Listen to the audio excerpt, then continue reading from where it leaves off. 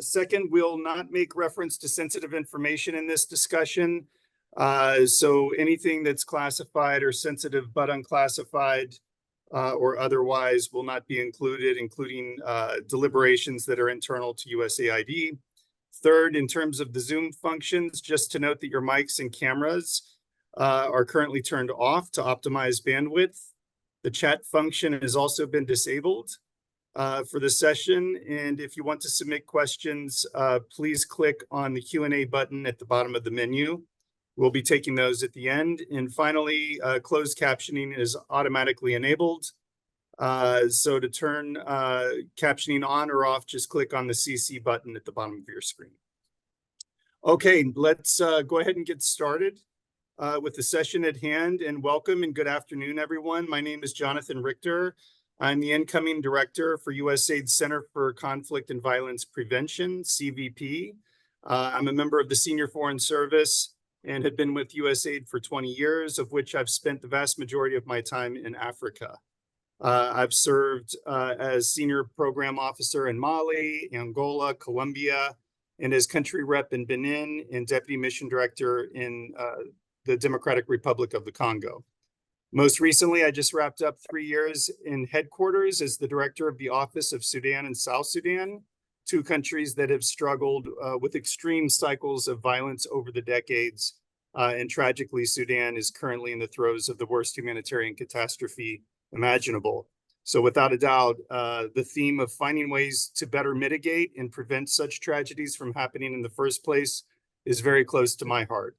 And so it is really great to be here today to delve in and discuss a foundational tool that our colleagues in USAID Center for Conflict and Violence Prevention have developed and pioneered. More specifically, I'm referring to the Center's Framework for Violence and Conflict Assessments. That's our Framework for Violence and Conflict Assessments, also known as the VCAs for short. This is a critical tool that aims to help our USAID missions around the world better navigate the complex country contexts in which they operate, and which are increasingly susceptible to violence. The purpose of these VCAs is to better support mission leadership and our managers, our interagency partners, as well as our partners who implement our programs and host country counterparts to better understand the complexities of these contexts. And this can ultimately strengthen our ability through our programs and through our diplomacy to help countries and communities be more resilient against violence as a solution. Now, as we'll learn today from our three presenters, VCAs serve as analytical tools that can help to unpack these complex operating environments by providing our counterparts in the field with a deeper view of the causes and the consequences and the drivers of conflict and violence, and serve as a common point of reference from which they can engage and strategize and discuss and enable them to be more mindful of how our interventions and our programs can play out in these environments for better or for worse, and hopefully not for worse, especially if we're better informed. In effect, these analytical tools can help make us smarter, no matter which sector we're working in, to be more in the moment, as it were, by having a foundational and analytical context with which we can anchor latest developments in a country, and ultimately to better coordinate our shared efforts across the spectrum. And so now, as I reflect on the VCA tool, I know that this would have been incredibly useful to me in past assignments. When I was in Mali back in 2006, for example, we established a large multi-sector program in northern Mali, specifically in an effort to strengthen communities and shore up resilience against violent extremism. And although we had some depth of expertise of the North within the mission, we were very limited in our shared understanding across the technical sectors around the nuances of the North, the incentives that existed, the ways in which our programs could be shaped across sectors in order to best contribute towards the goal of building resilience to violence. And I could look similarly at our reconstruction efforts in Angola or Colombia as well, each having endured decades of armed conflict during the Cold War and beyond. And to be sure, some of our technical programs were on very solid analytical ground, as these programs touched on a range of critical themes around reconciliation or violence prevention, and thus they had a tremendous foundation of knowledge around the relevant conflict dynamics that underpin them. And some kinds of examples of those kinds of programs were our support to victims of conflict, national truth initiatives, the reintegration of armed groups, and people-to-people interventions that improved land management across interest groups. However, there were also a lot of programs that were implemented across the multi-sector, in various areas, including health and education, economic growth, small-scale infrastructure, support to civil society, which operated in historically conflictive regions of both countries. And many of these programs seemed to operate in a way, and when we spoke of them, it was as if, we might work the same kinds of programs in other countries. We didn't have the nuance. And it was often as if, the conflicts of the past were considered more of a contextual footnote to be made aware of. But while the ongoing realities and legacies that lived on in these situations, it didn't feel like these were really necessarily figuring into our programming decisions. And so it wasn't until the end of my tenure in Colombia in 2014 that we started piloting highly localized cross-sectoral political economy analyses focused on the conflict dynamics in specific localities.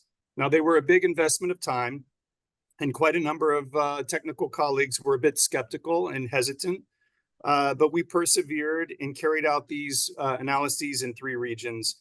And ultimately, we came to realize how greatly it helped us to drive our own programs across the spectrum, and that with the benefit of a deeper understanding of these localities, we were able to deepen our partnerships with local actors and the organizations that implement our programs, as well as local leaders.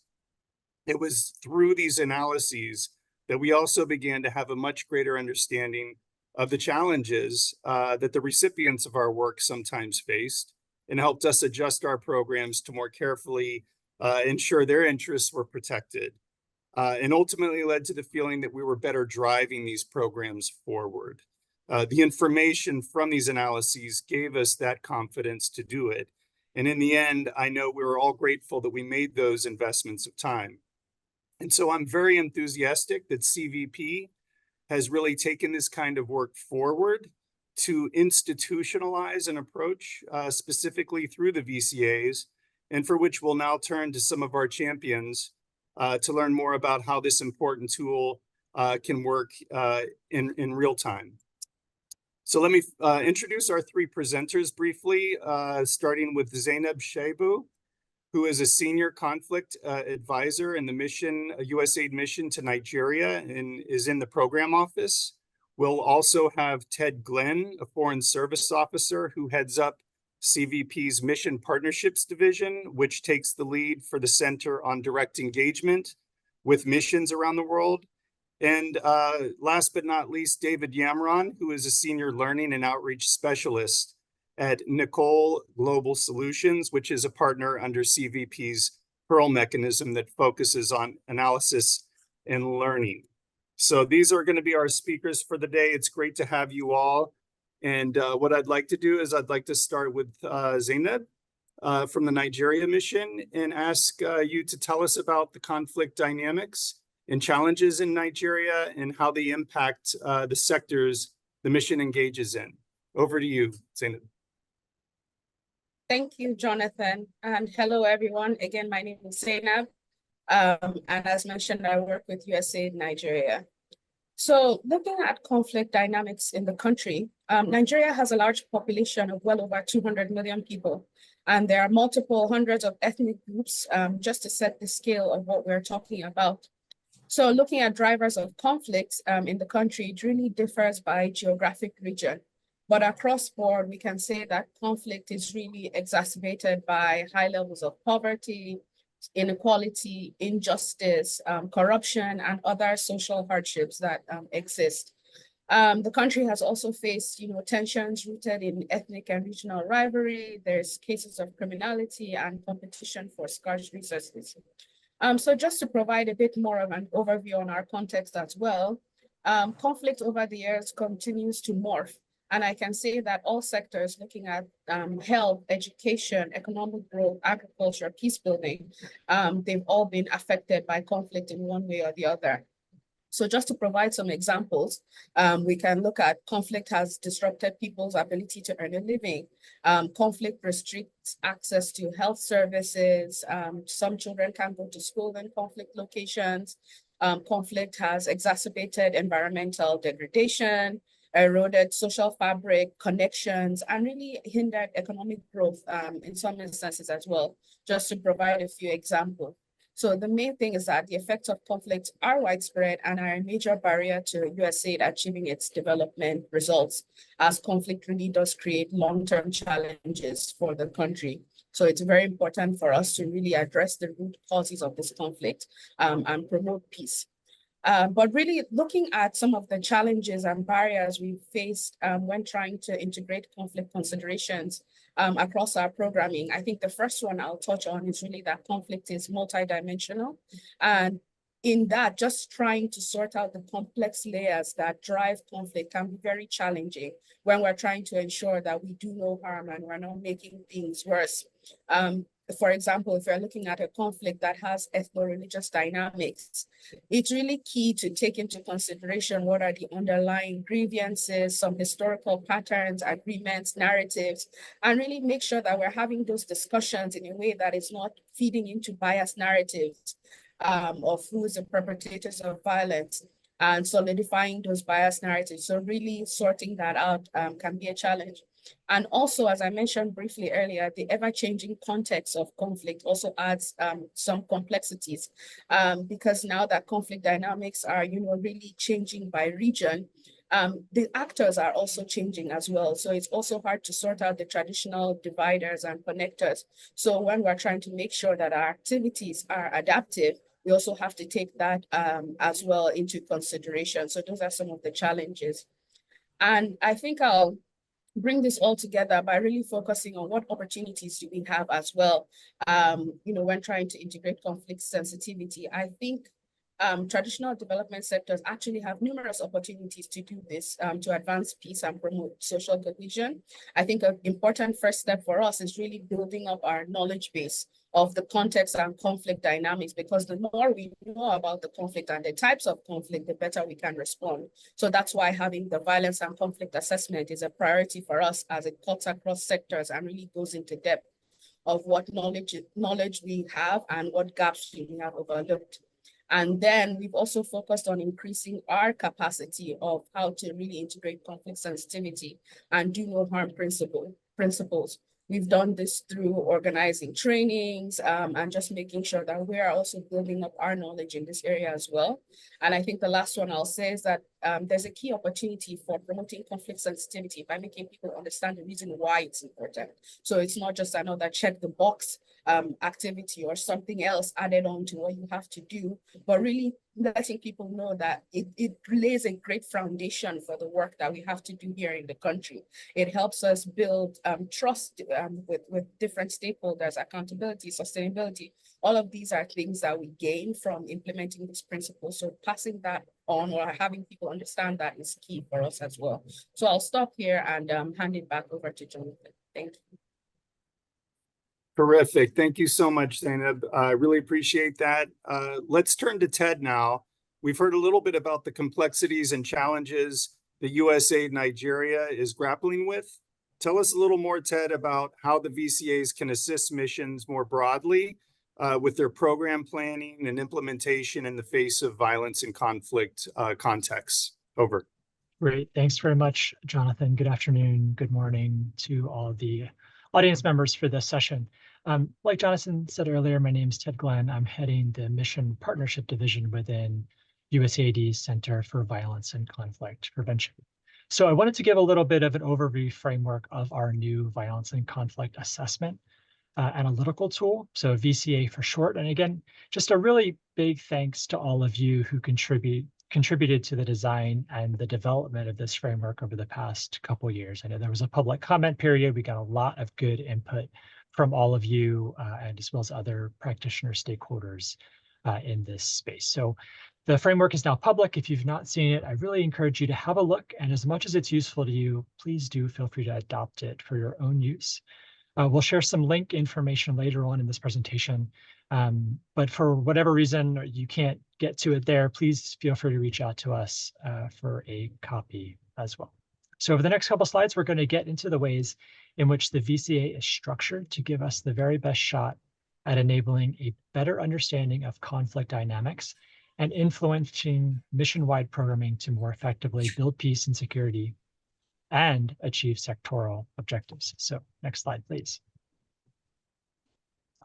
So as presented here, the VCA is comprised of two main parts, analysis and response.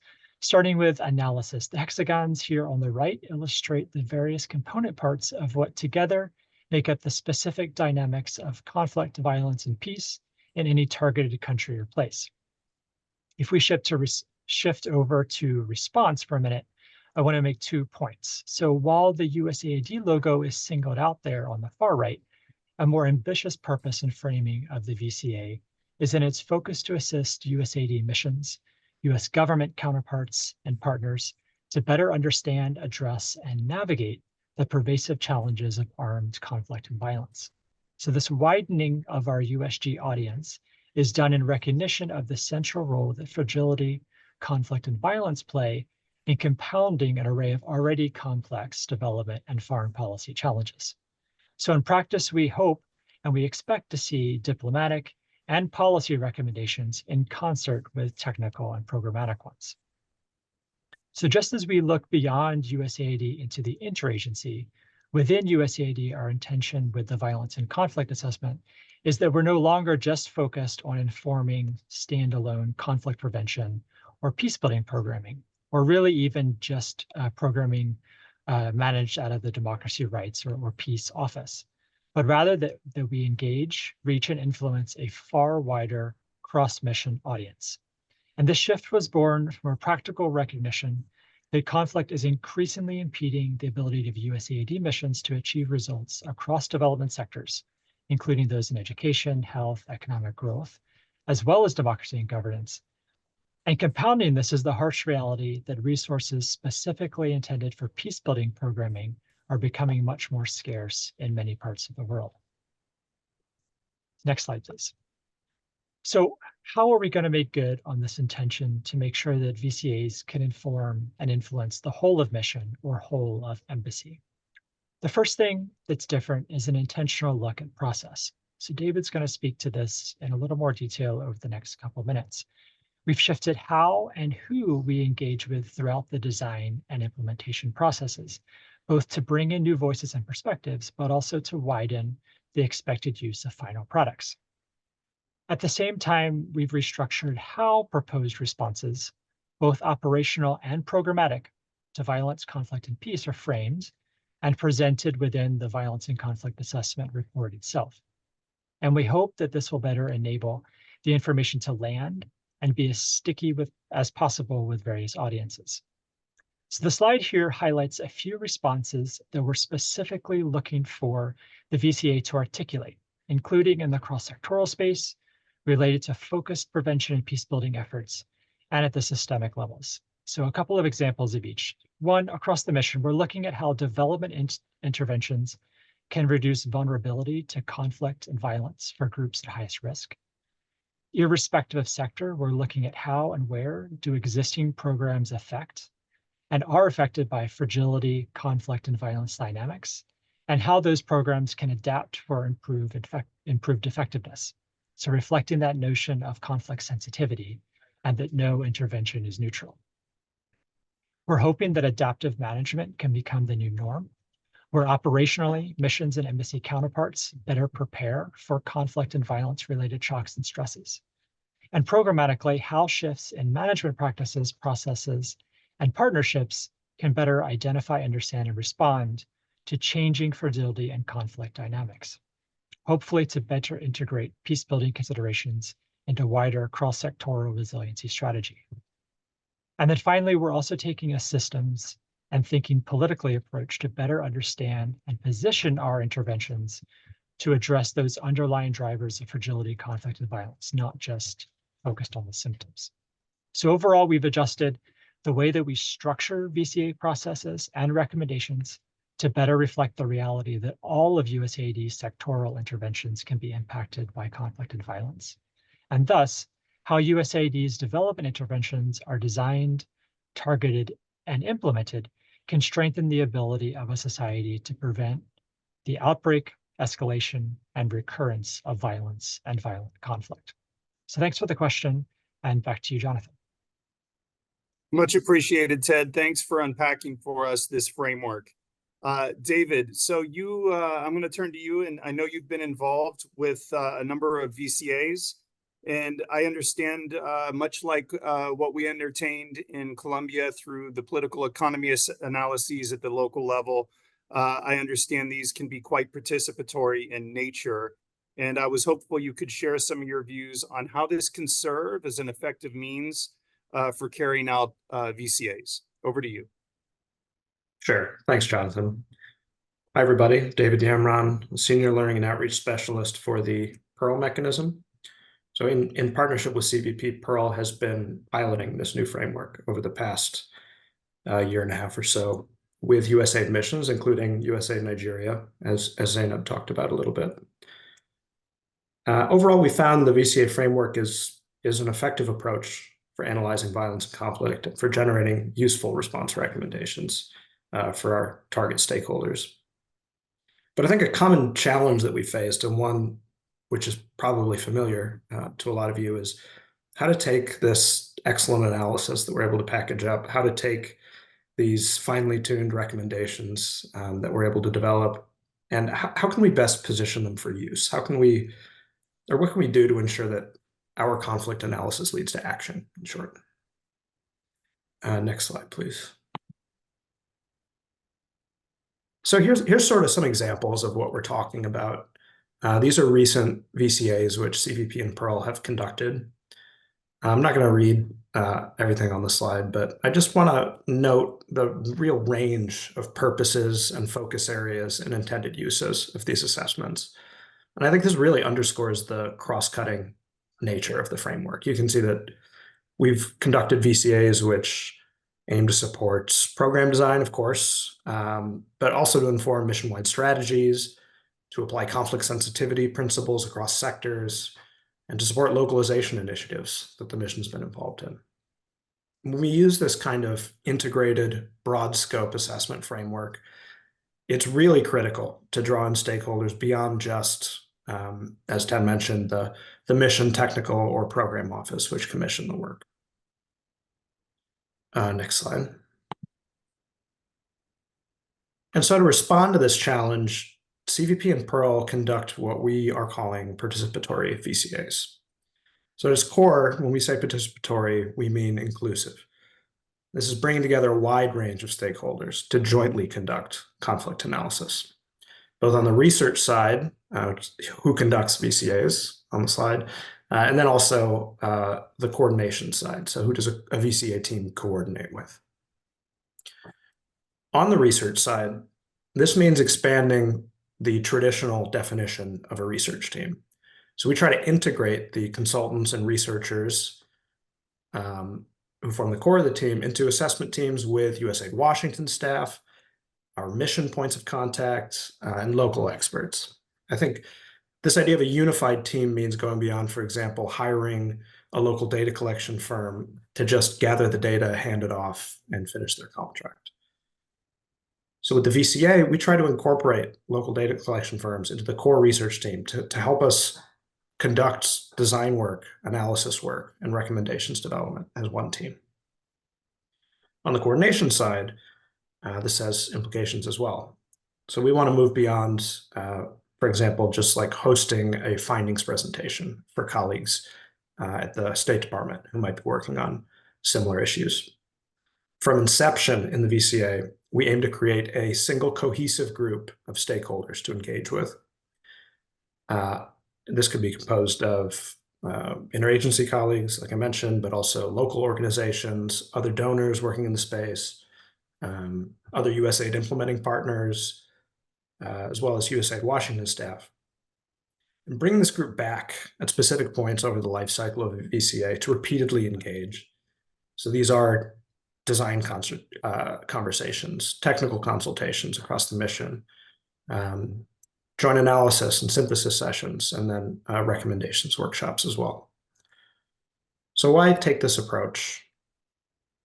We see the VCA as ultimately a tool to inform changes to the ways that our audiences work. And this kind of engagement helps us to build personal institutional buy-in and also to ensure that our findings are as useful and targeted as possible. It makes our reports better, and it helps to position them for uptake. Next slide. So we also see other benefits to this kind of participatory approach. And really, we see the process of conducting the VCA as part of the overall objective of the assessment. Participatory VCAs convene these groups of varied stakeholders, and we try to create dedicated space and time for relationship building and idea exchange and skill building that might not otherwise happen with this group. They can develop skills of a team to think differently about the relationship between programming and conflict, integrating different perspectives, experiences, and skills together. And finally, they help the assessment by supporting a deeper and ultimately more varied understanding of conflict. On the screen on the right-hand side are some examples of different tools and approaches that we use to further this overall participatory approach. And later in the panel, we'll dig into some of these in more detail. Thanks very much, and back to you, Jonathan. Terrific. Thank you so much, David. Now let's see where we are here. Is this the right slide, or should we be going to the next one? Let me just double check. Okay. So what we're going to do at this point is we're going to go into 3 case studies. Each case study is going to correspond with a different place within the sort of VCA phase. And so we've got a life cycle that we go through with these VCAs. And what we're going to start with is we're going to go into the design phase, the initial phase. And we're going to turn to Zainab to share a little bit about your experience with Nigeria. Over to you. Thank you, Jonathan. So I can't overemphasize the importance of the co-design process for us here in Nigeria. And if we could just move to the next slide. The co-design phase really helped us sort through the wide variety of options and potential questions and just the large amount of data that was already collected in order to have a VCA that was meaningful for us and the work that we do and plan to do as a mission. It really has been the foundation of this participatory approach for the VCA, which David was discussing earlier. So for our VCA, we really did have the chance to have a co-design workshop, which we had the following objectives. The first one was really reviewing the conflict dynamics that we already knew about and kind of coming to some sort of consensus on what our information priorities were to really inform the assessment design. So we had the chance to, really look at our assessment lines of inquiry, what sort of questions were we going to ask, the geographic scope as well, because as I mentioned earlier, conflict differs by region here, and then just looking at what we would be able to cover during the research phase.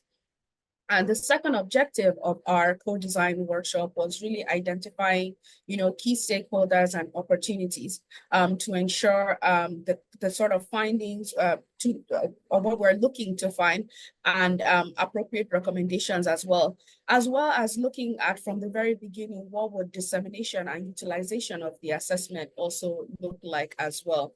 And I think lastly, one thing that we didn't want to forget, because we've been talking about integrating conflict sensitivity, we also had to do the same for the design of this assessment, essentially making sure that even while we were doing the assessment, we were doing it in a way that was also conflict sensitive. So the co-design process for us really involved a wide range of stakeholders from across sectors because we wanted a large range of viewpoints as well. So we had people from different sectors all dedicating time. We had to set aside like one day. And that day was really just sort of like a brainstorming session, a working session. We brought together different stakeholders to really discuss and to help us look at, given the time we have and given what we hope to the best questions that we could be asking. And it really helped us learn from colleagues' experiences as well, because even while we were, on paper, we started discussing geographic scope and questions, but as people shared more about their experiences, we started to see, oh, this is one other region that we could look at, or this is another question that we could tweak for this assessment. So it really was helpful for us. And another thing prior to this co-design session, as always, we had like we thought we could put into the assessment. But as we began to hear more of these discussions with a larger group, it was really eye-opening to see things that we didn't even consider in the first place. For example, we maybe from that session, we learned more about the need for conflict-sensitive monitoring and evaluation and how we could fit that into the entire VCA process to see what gaps we had in this area. So overall, I would say our VCA is ambitious in scope. Nigeria. And for us, it really helped us streamline where exactly we need to focus for our VCA, how broad we want to go geographically, the type of things, the type of questions that would give us the information that we were looking for. And without the co-design process, I would say that stakeholders, people who would, utilize this report would have had different expectations of what the VCA actually would be. So I think also having that in-person chunk of time dedicated to actually discuss about the VCA was very helpful for us. It can be very challenging to get people to commit to a large chunk of time, but for whenever, I would say it's a good recommendation to actually do that as well, because it was very beneficial to us at our co-design phase for the mission. So I'll wrap it up here and pass it back over to Jonathan. Thank you. Terrific. Thank you again, Zainab. Let's go to the next slide there. And again, back to our life cycle and where we are in the process. So that was the Nigeria case study on assessment design phase. And now we're moving to our next case study at the data collection and synthesis phase. And I'll turn it over to my colleague Ted Glenn there to talk a little bit about the Cote d'Ivoire case study at this phase. Over to you, Ted. Yeah, sure thing. Thanks, Jonathan. And David, I saw you just put in the chat box too, just a gentle reminder to folks to double check you're on mute if you're not presenting. Okay, so Cote d'Ivoire. Just for a bit of background, the violence and conflict assessment we undertook together with Embassy Abidjan and USAID Cote d'Ivoire in the very final days of 2023 was focused on really understanding more the interrelation between information manipulation and violence and conflict, specifically to inform both programmatic decisions and strategic planning in the lead up to the 2025 presidential elections. So like even in the framing of this VCA, a pretty unique and targeted application and away from this notion that all violence and conflict assessments need to be a broad countrywide assessment of conflict dynamics.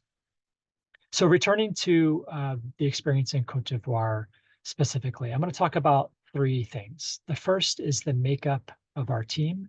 The second are the series of workshops that we held with embassy staff as part of this process. And then three, what worked and our immediate next steps. So research team makeup. In Cote d'Ivoire, much like David was talking about earlier, we utilized a local data collection firm, which didn't just deliver us the kind of localization benefits related to being able to improve their capacity to deliver analytical work, but it also served to amplify like local voices. It added to a richness of local expertise within the analysis. And the firm that we used was one that had previous experience conducting monitoring and evaluation and learning work across development sectors, including for USAID implementing partners working in the health sector. And like David mentioned too, as a best practice, this local team remained engaged beyond just data collection and well into the analysis and discussion parts of the process.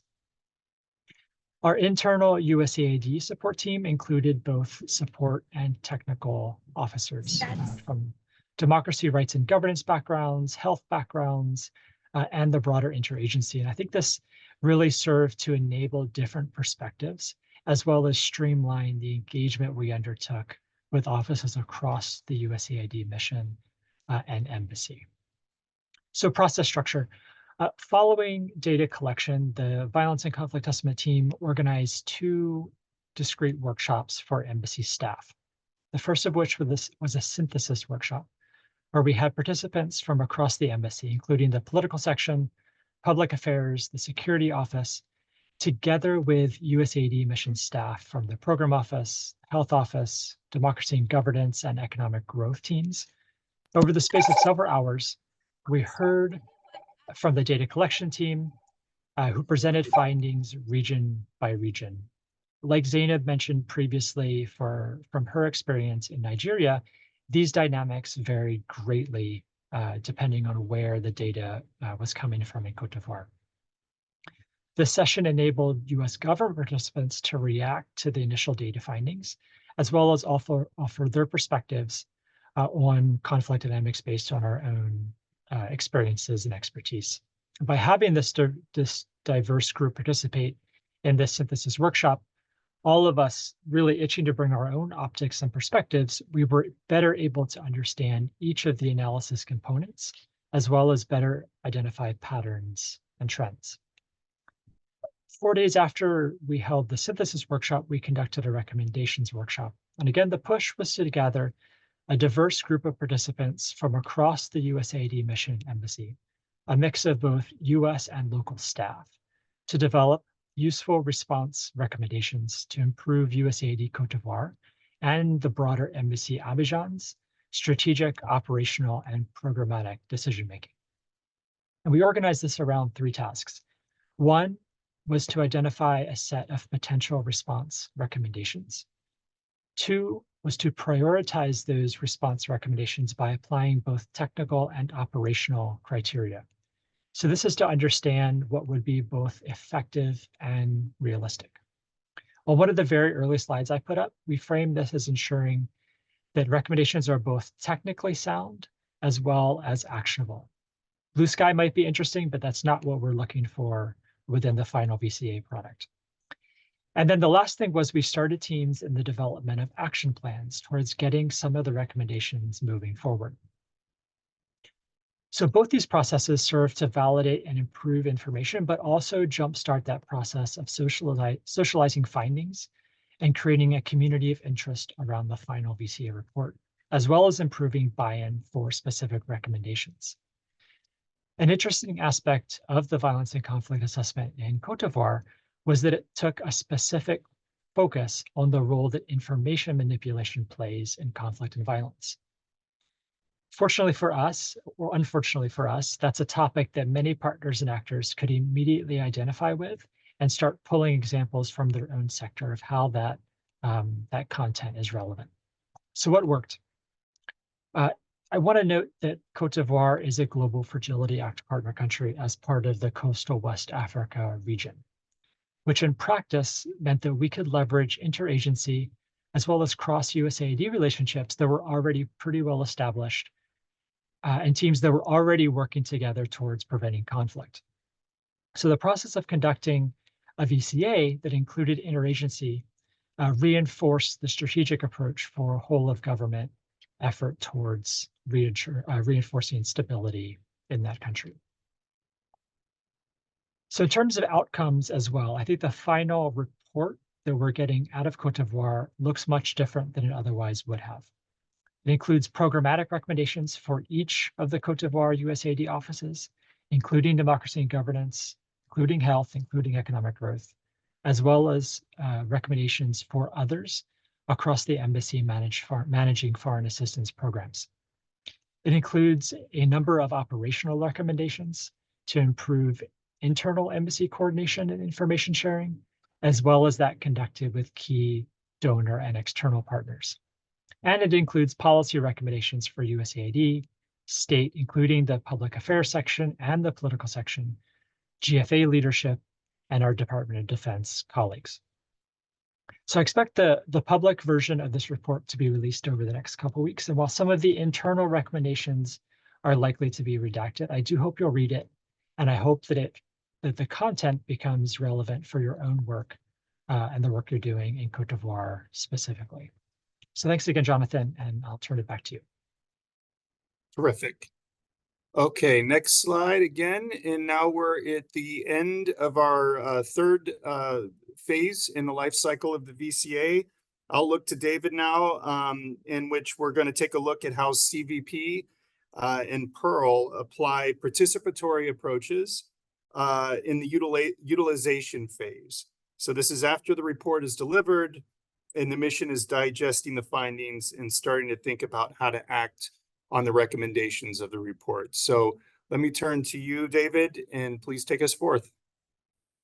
Thanks, Jonathan.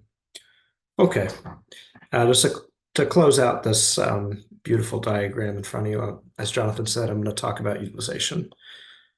So we understand that USAID staff are busy and that missions have their own internal timelines and processes independent of the timelines of the assessment team. So really, we aim to support them in the utilization phase by conducting targeted activities. So not just handing the report off, but providing decision support and additional capacity to think through next steps, as well as how to act on the recommendations included in the report. One of these approaches that we use is scenario planning, which I'll talk about as a case study in the next couple of slides. Okay. So what is scenario planning? I'm sure many of you are familiar with the process, but I'll just quickly give an overview. A scenario is a plausible vision of the future based on conditions in the present day.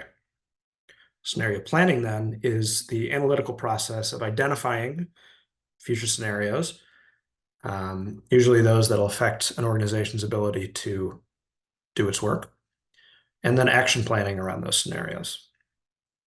At its core, this is a tool for adaptive management, especially in the kinds of complex and dynamic contexts that we work in as conflict and peace-building professionals. Now, it's important to note that the intended outcome of a scenario planning exercise is not to be right. You don't want to guess the correct scenario. We're not trying to make a prediction, but rather to ensure that the participants in the exercise are prepared to continue operating and that they understand what changes they need to make so they have a plan if and when a given scenario actually does end up occurring. For the purposes of our work in CVP and Pearl, missions use the analysis in the VCA to build out scenarios and then plan possible adaptations around those scenarios. Usually these adaptations are broken out into these three categories: strategic, programmatic, and operational adaptations. Next slide, please. Okay, so how do we do this in practice? And more importantly, maybe, how do we do it in a participatory way? Well, the first step is to conduct design consultations with the key stakeholders involved in the VCA. And we do this to generate our scenario parameters. Scenario parameters are basically the analytical bounds of the exercise, right? So what are the use cases of the exercise? Who are the key decision makers associated with those use cases? And then what is the time frame of the exercise itself? Are we looking out 6 months, a year, 2 years, 5 years, et cetera? Once we have those parameters in place, we run the exercise, and we prefer to do this in person with as diverse a group as possible. This includes USAID staff, of course, but also local researchers and interagency colleagues who can offer alternative perspectives on the analysis in the VCA as well as the possible responses. We aim for diversity in the USAID group as well. So USAID Washington and mission staff. We look at staff across technical offices, the program office. We hope to involve leadership who can offer a strategic perspective, as well as operational staff who can help the group think through conflict's impact on security procedures or human resources, budgets, things like that. So we aim to include American FSOs, of course, as well as the Foreign Service nationals within the mission. So the USAID local team members who bring a deep knowledge of the context and generally have longer institutional memories within the mission. Okay, so the exercise itself has 4 steps, which I'll talk through quickly. First, we generate the scenarios in step 1. This involves applying the VCA analysis to identify conflict trajectories that are particularly impactful or relevant for the mission. We then put them together in this scenario generation to identify or to build a vision of the future. Just to take an example of this, a fictional example here. If the VCA findings indicate that farmer-herder conflict, for example, might worsen in northeast Nigeria, we try to understand what that'll mean looking forward. What will that context look like in a year if this trend continues? In step 2, we try to deepen our understanding of the scenario. What are the implications of this farmer-herder scenario for the Nigerian economy or politics or society or civil society? Then with these fleshed out scenarios in mind, we move to step 3, where we build the action plans. Here, we're really trying to document how the mission should adapt its strategies and programming and operations to respond to the scenario that we developed as a group. Finally, we develop a monitoring plan so that the mission can understand how close they are to a given scenario. And importantly, how they'll know that the scenario is actually happening and when they should trigger the response plans that we developed. After the in-person exercise, we try to validate the results with external audiences. This can help bring in some more alternative perspectives, some of whom the mission might not have felt comfortable, including in a closed-door session in the mission itself. Next slide. Okay, so some results and some lessons learned from this. In thinking about how the participatory exercise here improves mission utilization of the results, we find that bringing a diverse set of stakeholders together like this results in more robust scenarios and more detailed action plans. It has other benefits as well, in terms of building connections between these diverse groups of staff, strengthening relationships, creating synergies that otherwise might not have occurred. I think it's important to note that this is not always how things work in the US government. We find that sometimes just creating intentional space where folks from different offices and different agencies and different organizations can come together and be in the same room, we find that's valuable in and of itself. We do face challenges with this kind of participatory approach, though. I'll just mention a couple here. On the logistical end, it's often very difficult to organize and manage these kinds of diverse stakeholder groups, especially when leadership's involved. Sometimes it's hard to even schedule a meeting like this.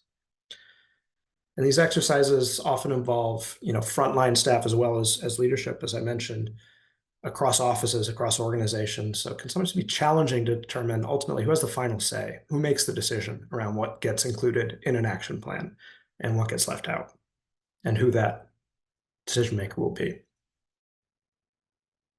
Lastly, as with all US government processes, scenario planning faces significant legal and budgetary and operational and policy constraints on what sorts of responses can be included in the action plans, what kind of freedom of action the mission actually has.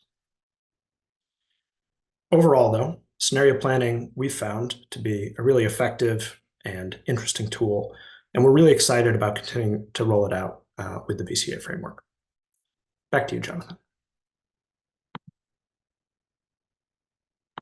Thank you very much, David. I appreciate that. And I think that kind of wraps up our description of the participatory approaches across the life cycle, whether it be at the assessment and design phase that Zainab talked about in Nigeria, whether it be at the data collection and synthesis phase in Cote d'Ivoire that Ted explained, or at the utilization phase that David went over in the use of scenario planning. So really appreciate all that. And we're also, you can see under our resources, we've got the VCA analytical framework that is available on the deck of the Development Experience Clearinghouse if you want to get the full version. And we've got some summaries that we're about to put up on our CVP website in the near future. So you can feel free to peruse those and see where we're headed on those fronts. Okay, now this is the part where we'll turn it back over to the audience for Q&A and or to add any intervention or contribution you'd like to make to the discussion. I'll add that we'd be very enthusiastic to also hear from others about any of your own experiences and involvement in either conducting or being involved in such analyses, or if you have any reflections on your own use of as a consumer of such analyses, would love to hear some of your thoughts on that as well.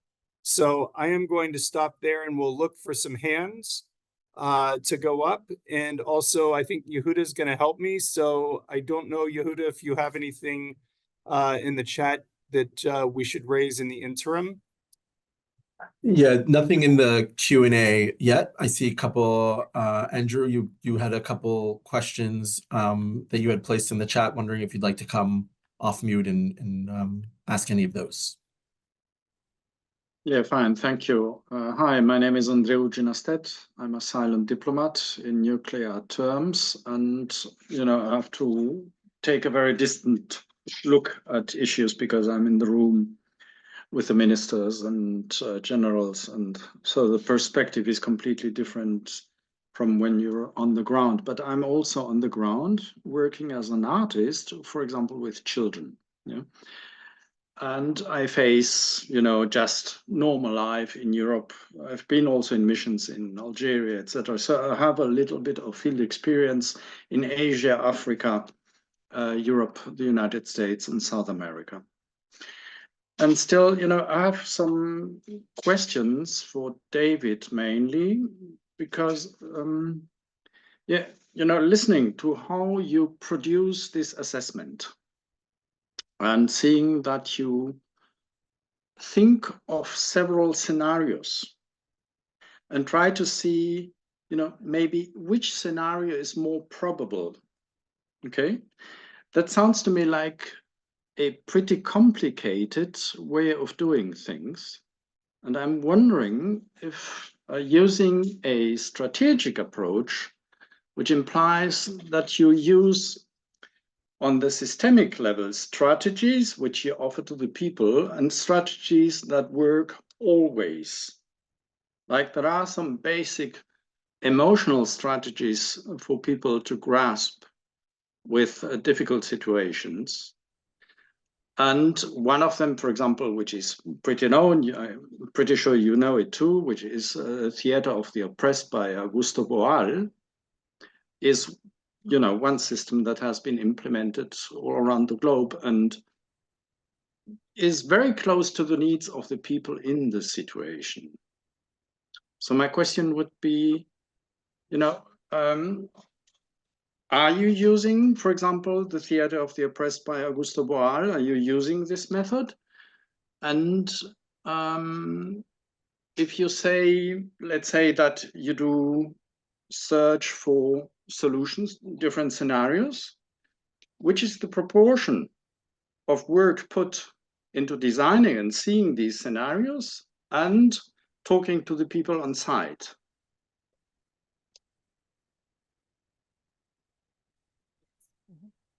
Sure. Thanks. Oh, sorry, Jonathan. Did you have a? I was going to see if you wanted to take a cut at that, but I'm happy to comment as well. So go for it if you have anything you want to come in with on that. Sure. So in terms of the scenario planning exercise, I'd say we're often not trying to identify the most probable scenario. Just to take, I think, the first point you made, I think the idea generally is to identify scenarios that will significantly impact the mission's work in some way. We leave that up to the mission to decide where they want to focus. But the idea would be to identify sometimes it's low probability, but very high impact scenarios, for example. So it sort of depends on what they're looking for. In terms of your last point, you mentioned, or I believe you asked, if you search for solutions, what's the proportion of work done? Actually, I'm sorry, Andrea, do you mind repeating that point? I'm not sure I got it. Yes, my question is, when you're a group working, you have a budget of time, okay? Yeah. So my question is, do you spend 10% on doing this planning and this abstract assessment, and 90% is on the ground, or is it 50-50, or is it 80-20? Is it a Pareto? Sure, that's helpful. Thanks. In terms of the VCA in general, we operate within the constraints of budgets that we are able to design with the mission. And so we typically do 2 to 4 weeks of field work. That's in-person data collection, with some proportion of desk review, consultations, design work up front, and some proportion of recommendations, development, analysis, and sort of this utilization work like scenario planning on the back end. But it's hard to give an exact percentage breakdown of our work in that way. Right. Just your other point really quickly. I'm not actually familiar with the theater of the oppressed strategy. I'd be interested in learn more about it, but I'm afraid I can't speak to that exactly. Jonathan, did you have some points to make there?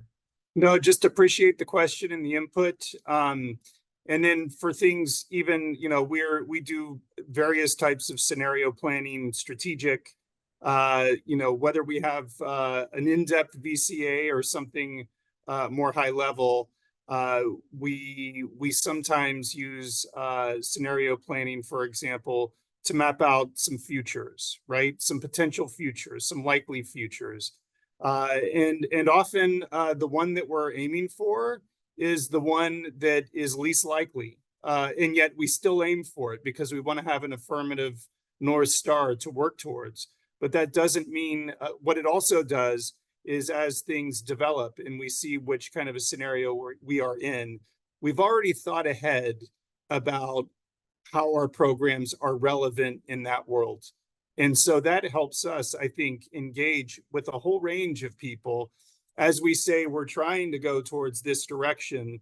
We recognize these other things can happen. We have this kind of a portfolio that's working out there. And if we end up in a worst case scenario like we have in Sudan, we've already thought ahead about what would it mean for our food security work? How would that be adjusted? What would it mean for our work with civil society? How would it adapt? And so a lot of these really help us to think ahead, to message, to not sound naive, like, yeah, this is where we want to go, but we have to be very able to also talk how we adapt in the future, given what could happen. I don't know if that answers your question, but just wanted to add a little extra on that. Thanks, Jonathan. It answers my question partially, I get an intuition of what you do and the difficulties. I have myself some experience in this kind of work, and I've been, very close to the ground. So really talking to the people in need deeply, even living with them for weeks. So it's like, I know what it's like. So this is not, I understand that there are many problems because simply conflicts can overwhelm any helping institution and group. But, something like the theater of the oppressed allows you to detect critical masses of actors. Those who can help you in the situation and those who won't. And it's a technique that is available. It's UNESCO based, so it's a tool that is universal, and it's just one of them. Yeah, I could name several others, and I have created my own set of tools which I use in these occasions, and it proves efficient. So, I understand the points. I also see that there are some difficulties on the ground, like in Sudan, obviously. I know that worst case scenarios must be thought of, and it's good to have some experience based on the past. But I think, to me, the question that I'm raising is how much of your approach is, let's say, abstract external, and how much of your approach is really embedded in the situation itself with the people, which is very difficult when trauma rates are high. Let's be clear. When violence is running and you have a lot of trauma, people do not act rationally. It's like when trauma hits ground, it's really difficult to get rational attitudes out. So with this regard, it's even more delicate and even more necessary to really, let's say, know where are the critical masses and where can you put, the effort in a more efficient way. Yeah. So that would be it. Absolutely. Thank you for making that point. I 100% agree. And I think, this gets to the participatory nature of it. It's often, our partners in the field that are working directly with, and this includes our humanitarian colleagues who work directly with people who've experienced trauma, but also with groups, that are, partners that are supporting civil society actors, who are on the front lines, often protesting, often getting abused. And so the beauty of, I think, this whole participatory process is it takes the experience of our programs that are on the ground working every single day in these communities with the people that have the trust, that have the support, and that are hearing the messages, able to bring that information back. And then again, having the participation so that you aren't doing something that is removed and intellectually interesting from 1,000 miles away, but is actually fueled by a lot of the actual things that we're being told by the people on the ground. Ted, do you want to come and piggyback on that for any aspects? And Yehuda, let us know if we've got another question that we need to get to. Over. Yeah, we do have a couple others. Ted, if you have anything to add, feel free. But we do have another question in the chat that I'd love to also address. Sure. I mean, really, just quickly, I'd say,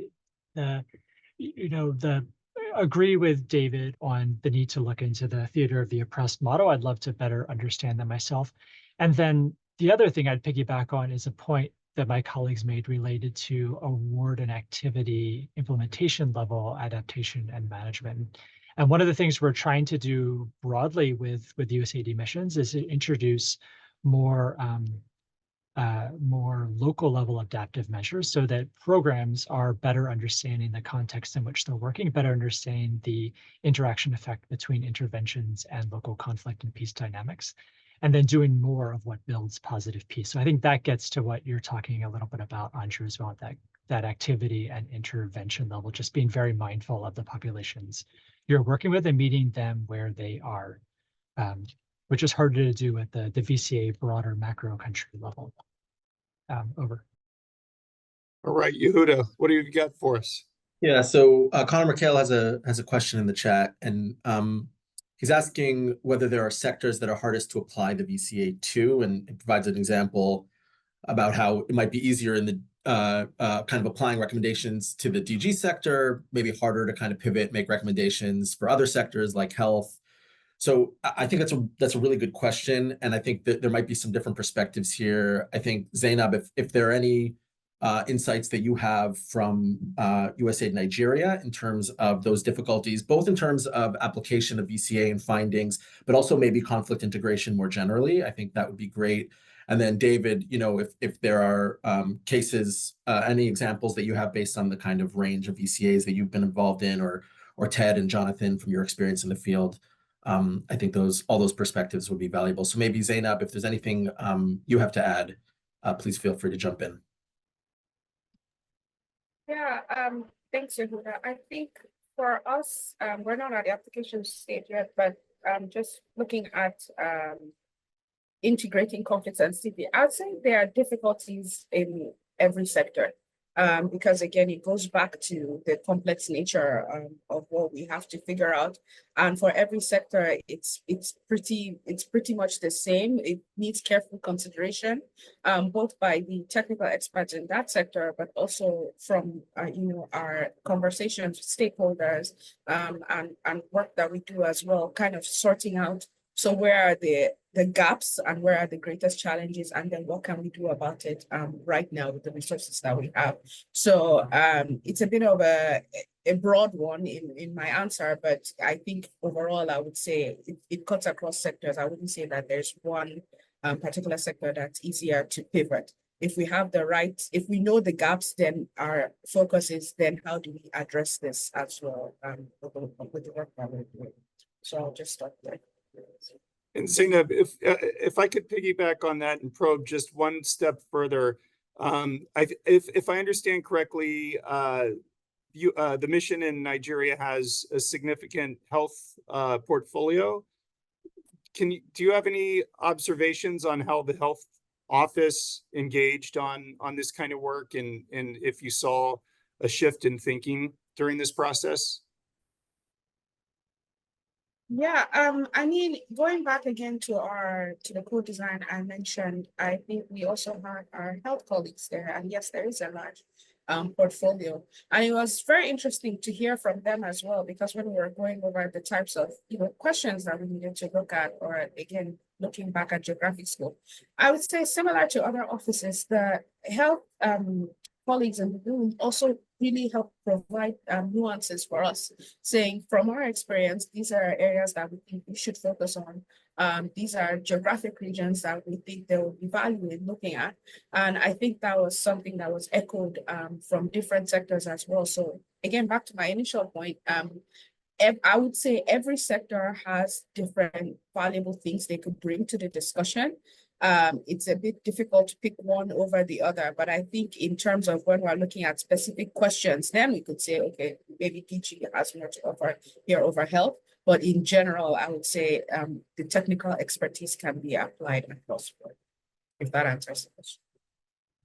Totally. I've just noticed in places I've been that some of the health programs really focus in on public health. And I'm always impressed when they do step into areas that are seemingly outside of that focus and they join in. So I'm pleased to hear that.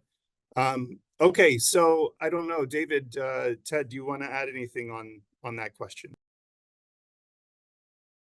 Yeah, sure. Actually, a really interesting anecdote from our time in Côte d'Ivoire was the series of conversations we had with the health team there. And initially their reaction was, information manipulation and kind of that intersection of information manipulation, conflict and violence doesn't really impact the health space. And then the more we drilled down into conversations with them, the more we understood that, they've been doing a really pioneering health rumor monitoring activity, which sought to understand the extent to which rumors were shifting kind of consumption of health messages and interaction with health service delivery.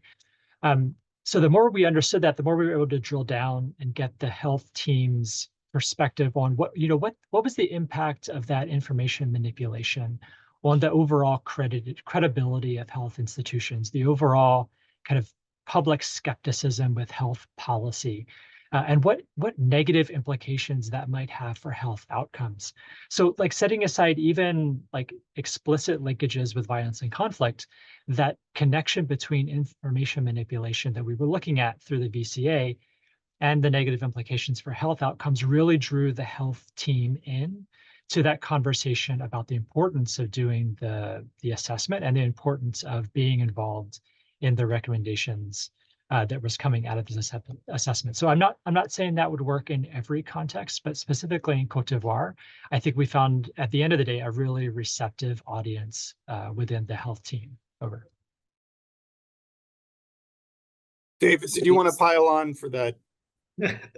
I can pile on a little bit and then pivot to Kelly's question, which I see here about GFA.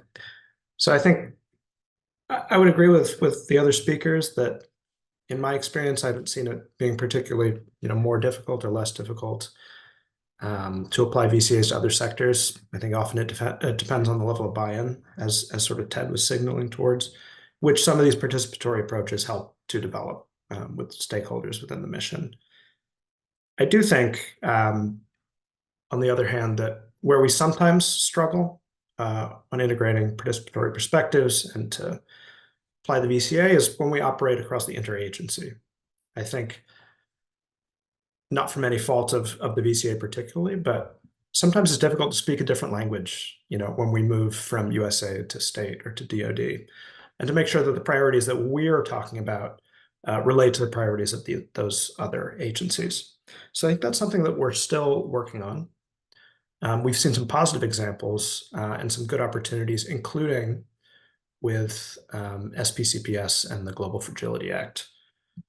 So, for example, in Côte d'Ivoire, where Ted and I helped to support the VCA, we saw that the established existing network, the GFA coordinator within that country office, had built relationships across the interagency with people who were sort of demonstrating an increased understanding of how conflict impacts systems that affect their sectors, their agencies, and their work across DoD, state, and aid.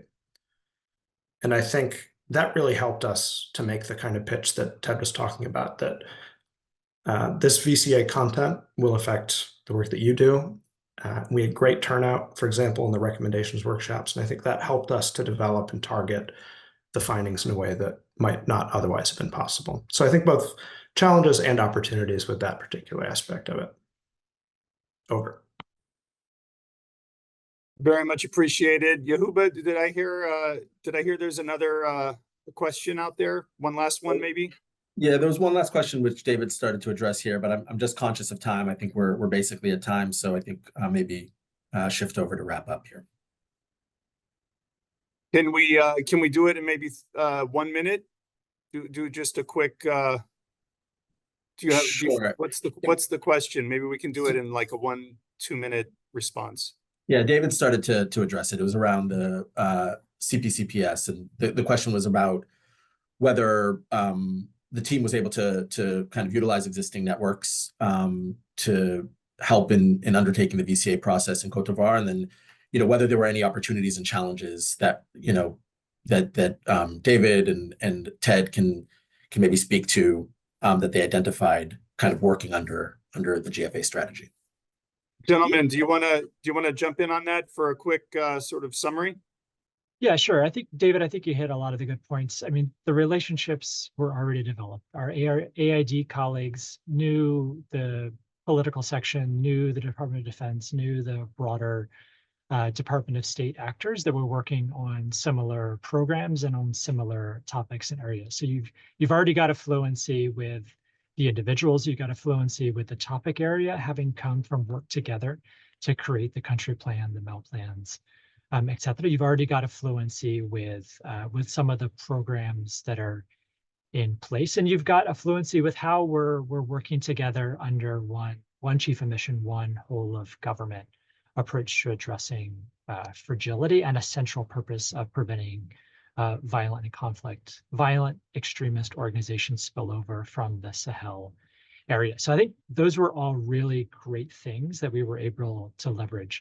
I don't know that we saw too many specific challenges related to VCA implementation given the SPCPS framework. I know there's going to be a number of sessions focused on GFA and SPCPS implementation throughout PeaceCon. So I'm going to be staying well attuned to those. And anyway, I'd love to hear, David, if you've got other reflections, but I think you nailed it on your first response.